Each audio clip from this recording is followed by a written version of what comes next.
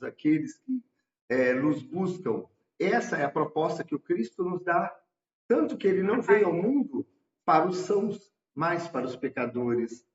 Ainda que o criminoso não compreendesse os motivos que deveriam fazê-lo abandonar o crime, ele era acolhido como um filho de Deus, doente nas suas limitações de conhecimento. Ainda que nós tenhamos uma ciência fria, segundo defendem algumas pessoas, todos estão na condição de filhos de Deus. Então, não cabe a nós sermos frios como o materialismo, nem fanáticos como determinadas visões religiosas. Kardec, quando codificou o Livro dos Espíritos, nos propôs um ponto intermediário, a chamada o questionamento e a fé raciocinada. É compreender as razões da fé que elas conseguem estar conciliadas com a ciência e não contrárias a isso. É possível haver uma conexão de ambas as partes, não é uma divergência. A nossa, vamos dizer, o nosso orgulho, a nossa presunção de sempre termos razão, nos faz negar que o conhecimento alheio possa estar provido de algum embasamento sólido. Então, queremos ser proprietários da verdade única. Por isso, nós pegamos o próprio Evangelho, que é uma mensagem de luz inequívoca, e fracionamos em dezenas, centenas, milhares de visões religiosas. Quantos títulos de igrejas, de templos religiosos nós carregamos por acharmos que somos donos exclusivos de uma verdade e que a nossa capacidade de interpretação é a mais certa de todas. Se nós pegarmos os debates que existem simplesmente dentro do âmbito religioso, veremos que discutimos as letras, discutimos detalhes da grafia de determinadas passagens do Evangelho, ou que seja do Velho Testamento.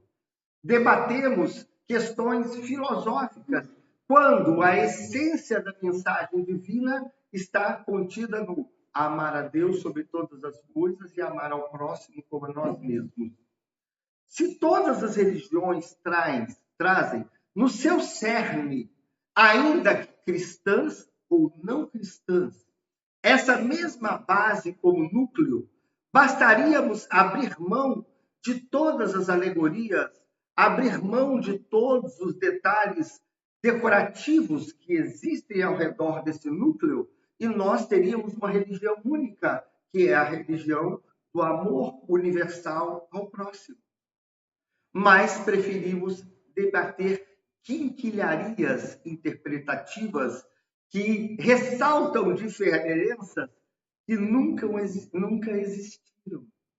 Apenas características de uma tradução, características de outra interpretação, características de algumas colocações, mas que permeiam esse núcleo de amor proposto por Jesus.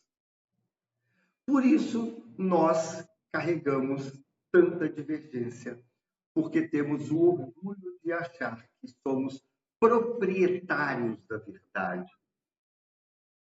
Somos proprietários de um conhecimento sólido, quando a própria ciência vem mostrando que não existe conhecimento sólido. Tanto que Raul Seixas falava, eu vou te dizer agora o oposto do que eu disse antes. Ali atrás, nós falávamos que um ovo era puramente colesterol. E hoje fala-se que é o colesterol bom, não é mais o vilão que era ali atrás. E ali na frente, talvez venhamos a defender exatamente o que condenávamos ali atrás. Por quê? À medida que nós vamos abrangendo novos passos dentro do nosso conhecimento, nós reconhecemos os equívocos de deduções primárias, de deduções, às vezes até ingênuas, que tomamos quando nós alcançamos a primeira luz da visão daquilo que estudamos. Da mesma forma, isso acontece dentro das religiões. Porque nós pegamos as letras de uma forma simplória, julgamos e estabelecemos como diferenças.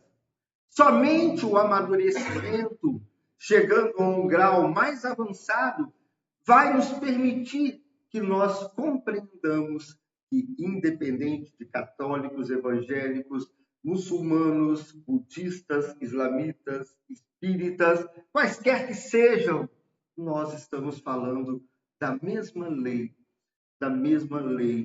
de amor universal.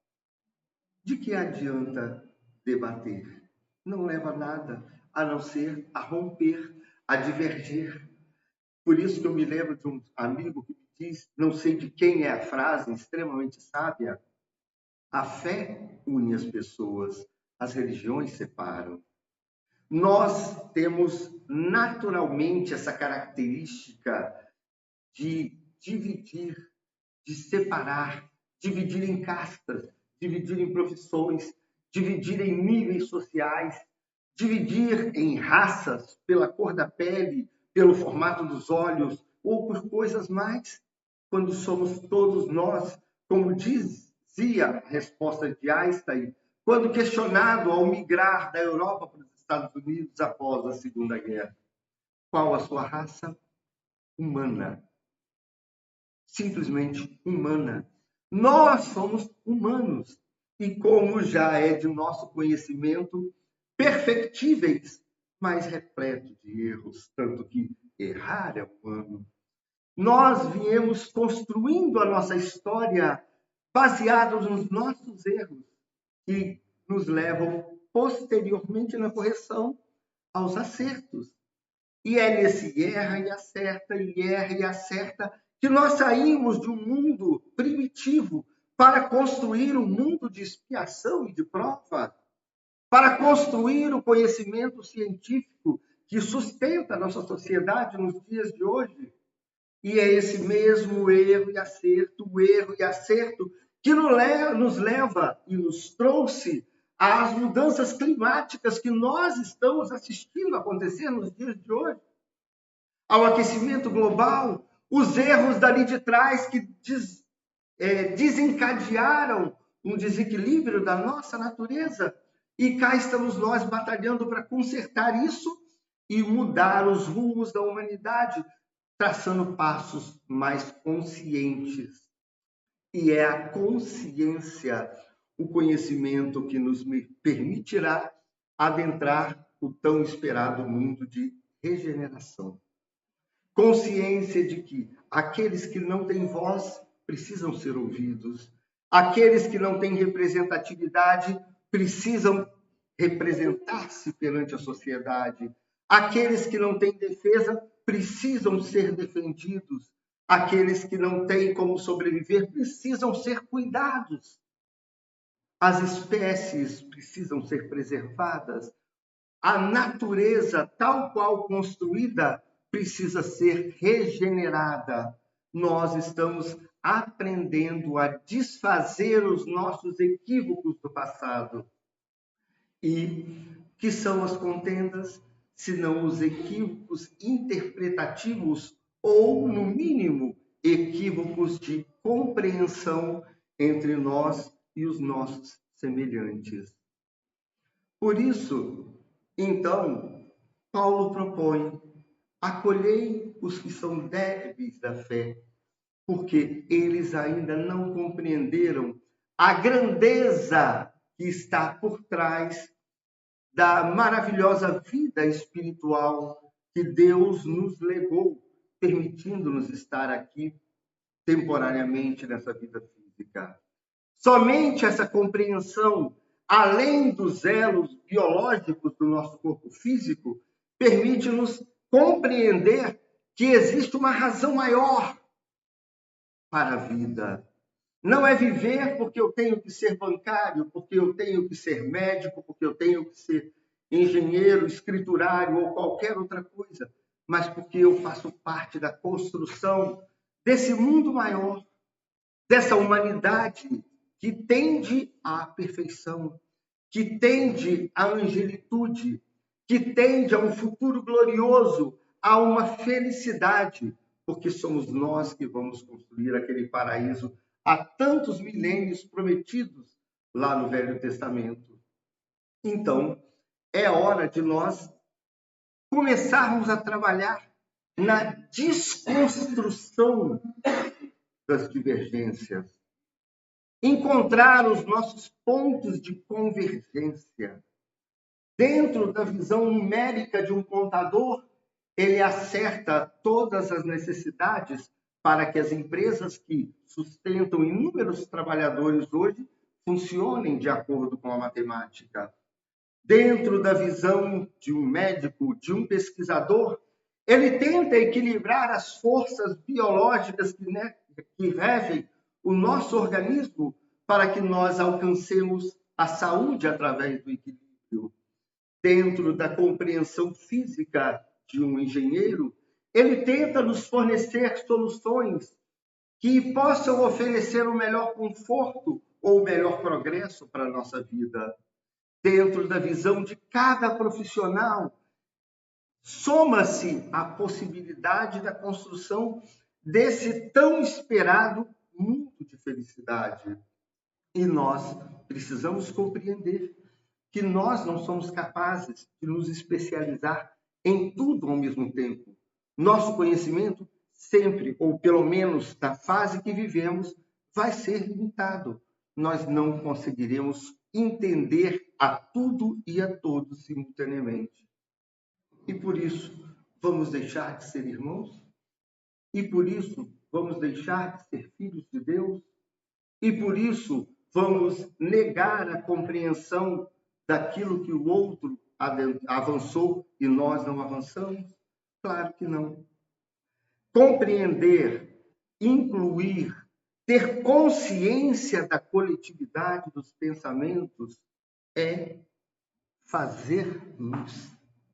Somente aqueles que conseguiram transpassar as limitações desses conhecimentos fracionados alcançaram a grandiosidade do conhecimento universal. Tanto que a ciência disse 1000 verdades há 1000 anos atrás, há 500 anos atrás, há 100 anos atrás, há 10 anos atrás, que ruíram, caíram por terra e foram refeitos. Mas aqueles que construíram no amor, esses se perpetuaram. O Cristo se eternizou por ter conseguido vivenciar as suas propostas de amor. Todos aqueles que mais se aproximaram do cumprimento dessa tarefa foram beatificados, chamados santos, porque simplesmente incluíram essa conduta muito próxima do Evangelho em suas vidas, tornaram-se referência. Os livros sagrados, todos eles que trazem no cerne o amor ao próximo como a nós mesmos, esses não passam por modificação diante dos anos. O que muda são as alegorias, são as faces decorativas que circulam o conhecimento principal. A lei de amor é imutável, não pode ser deletada, não pode ser editada, porque ela, na verdade, é o sustentáculo de todo o conhecimento que nós colocamos ao redor. É o amor que nos permite compreender todo esse universo vasto de conhecimento que a ciência nos ofereceu até hoje. É o amor que nos permite compreender todas as faces de manifestação que cada um tem, posições religiosas, posições políticas, posições filosóficas, toda a grandiosidade desse conhecimento universal que fica orbitando o amor central.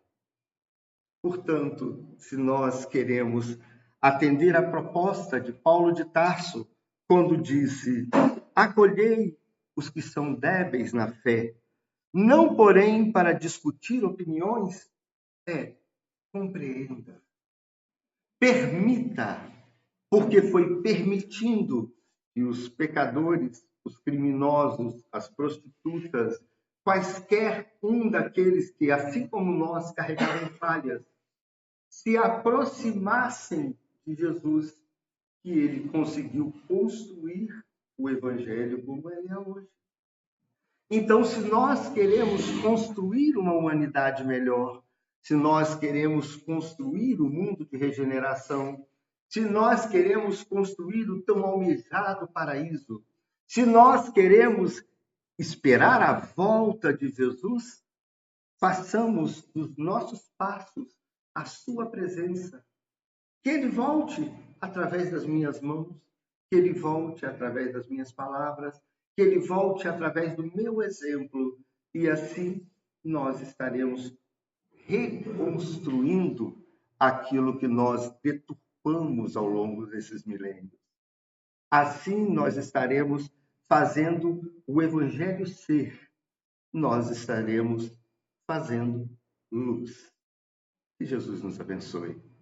Muito obrigado.